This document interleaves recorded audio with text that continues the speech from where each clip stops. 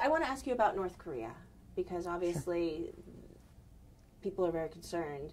There's talk of, like nuclear right. missile standoff. What should we do about North Korea to show that we are serious about stopping their military aggression without causing World War III? Well, unfortunately, our current administration doesn't have a strategic plan. Now, I don't mean to be unfair, because the last administration didn't have much of a strategic plan either. But the reality is that we're facing a growing threat from a nuclear-capable country whose leader is not a rational person. And this is a very real concern.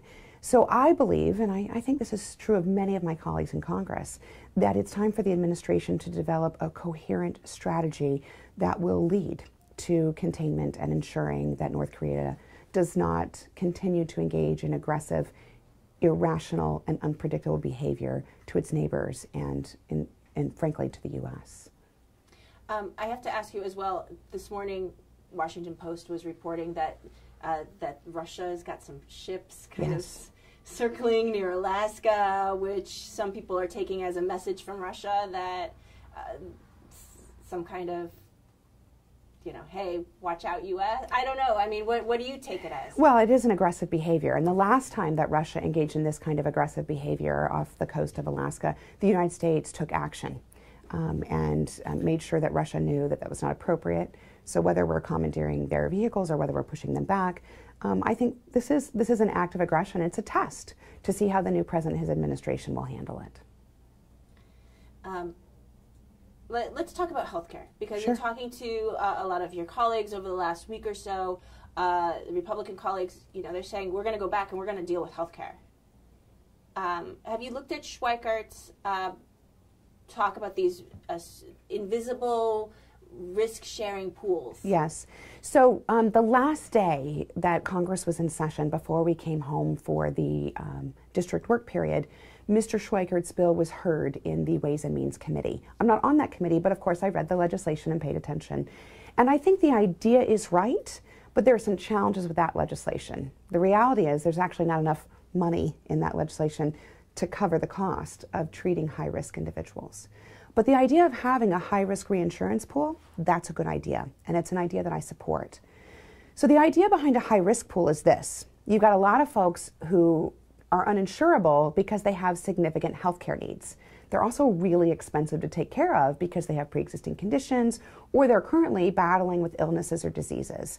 So the cost of providing their care is more expensive than it is for someone who is healthy without those conditions. The problem with the legislation that's been proposed is that the amount of money that's in that package doesn't actually pay for the cost of covering those individuals. So there will be another shortfall, another gap, just like we have seen in the exchanges thus far. Now, I've been very critical of the exchange in Arizona because it doesn't work. The fact is there aren't enough healthy people in the exchange to make it worthwhile or profitable for the companies to continue operating. That's why so many companies have stopped operating in the exchange in Arizona. That's why health costs have increased 116% in the exchange, and that's why there's only one provider left. The reality is that the exchange in Arizona is operating like a high-risk pool, but without the funding that's needed to support a high-risk pool. So obviously, Obamacare is failing in Arizona. How do you fix it? Because the first plan, you were critical of it because a lot of older people and poor people were going to get knocked out of coverage entirely. That's right. So that's right. How do you fix it? Well, I think most Americans can agree, and certainly here in Arizona we can agree, that major parts of Obamacare are not working for Arizona. There are some parts that are working really well. The expansion of Medicaid, making sure kids can stay on their parents' health insurance, protecting people with pre-existing conditions. Those are good things in the law that we want to protect. But the exchanges isn't working. So I have been open to any possibility of change as long as it achieves the goal, which is to make sure that Americans have access to affordable coverage. And unfortunately, the plan that was proposed by Speaker Ryan last month in Congress doesn't achieve those goals. It would have increased premiums dramatically for people aged 50 to 65, and it would have jeopardized our Medicaid expansion program in Arizona. So I've been working on some ideas of possible legislation to try and fix these kinds of challenges. And one element of that is to create a risk pool reinsurance program. But the key is that you've got to actually fund it appropriately so that the people who are providing the insurance aren't left with, hanging in the wind. You've got to make sure that you can actually cover these individuals. So that's part of the solution. There are a number of other things that I've been working on over the last 4 or 5 years, and some of those we've been able to pass. Changing the definition of small group so that people don't have to leave their plans for small businesses. We got that done in 2015. We also were able to delay some of the most onerous taxes, like the medical device tax, the Cadillac tax, the health insurance tax. I want to eliminate those taxes because they're not good and they're not helping the law. There's a number of things. So my approach is really a very pragmatic approach. If someone's got an idea that's going to work, I'm going to take it. I really don't care what the bill's called. I don't care what it's named. I don't care if you call it Obamacare or something else, as long as we solve the problem. Do you think that enough time has passed and enough new ideas will come into the fold after this recess that there will be a successful plan? I hope so. We all are hearing the same rumors right now, and that is that the president is really encouraging the Republican House to hold a vote next week. I think that is highly unlikely. I don't think there's going to be a vote next week. They don't have a bill, and they don't have the votes. So I don't think that's going to happen. What I hope is that those of us who are interested in a bipartisan solution, a lasting solution, can spend more time together talking about this. And so my team has reached out to Representative Charlie Dent. He's a Republican from Pennsylvania. He has announced his opposition to the current form of Speaker Ryan's legislation, and he's indicated he's got a willingness to work with Democrats to solve this problem. As soon as I saw him say that, I reached out right away and said, let's work together. So we're currently working on some of those ideas, like the high-risk pool reinsurance program, to try and offer some bipartisan solutions. Let me ask you about the border wall. The Sure. president's been very clear multiple times that he wants to build a wall all the way across. Is there a possibility that that's even feasible in Arizona? What do you want the president to know about the border in Arizona? Well, I don't think it is feasible. Right now, we do have 703 miles of border wall across the southern border. And in many areas where we don't have a border wall, it's for a variety of reasons. The terrain, sometimes that land is owned by private individuals who have private property rights. There's a lot of different reasons. But I think more importantly, it's not effective. A wall is not an effective way to keep individuals out of the country.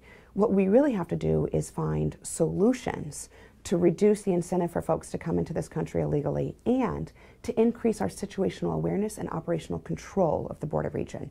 So I do support spending funds on smart things like technology to support unmanned aircraft or small drones, night vision cameras, towers that allow us to have situational observational control, even paving, or not necessarily paving, but smoothing out additional roads for Border Patrol agents so they can get up to the higher spots and see over the valleys that exist. Those things make sense. Building a border wall doesn't make sense.